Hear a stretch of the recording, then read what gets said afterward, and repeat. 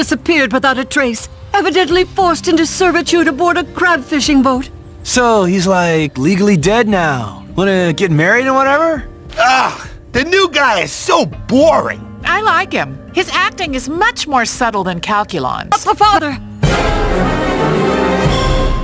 Okie doke. You see, Calculon would have acted the crap out of that. He would have acted so hard, the camera would have broken down.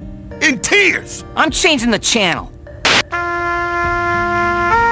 Now what are we supposed to do at the office instead of work? How about talking to each other? That's what bath time is for. If we talk to each other any more than that, it'll ruin our friendship. If only we could bring Calculon back to life somehow. You can! Huh? Wait, what? It's simple.